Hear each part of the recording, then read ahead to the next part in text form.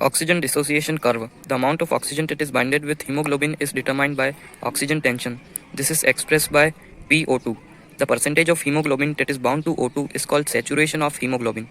The relationship between PO2 and percentage saturation of hemoglobin is graphically illustrated by oxygen dissociation curve. Now, what happens when the oxygen dissociation curve shifts to right or left? So, when the oxygen dissociation curve shifts to right, it indicates that it indicates the dissociation of O2 from hemoglobin.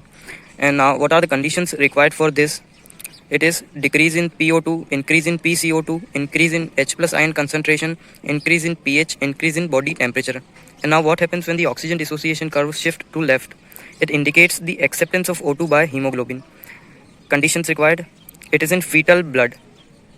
It is binded with hemoglobin is determined by oxygen tension. This is expressed by PO2. The percentage of hemoglobin that is bound to O2 is called saturation of hemoglobin. The relationship between PO2 and percentage saturation of hemoglobin is graphically illustrated by oxygen dissociation curve.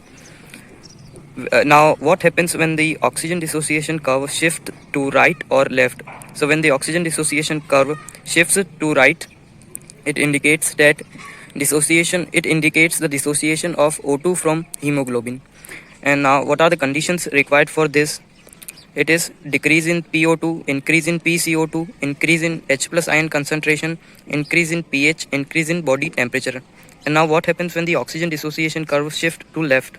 It indicates the acceptance of O2 by hemoglobin. Conditions required: it is in fetal blood.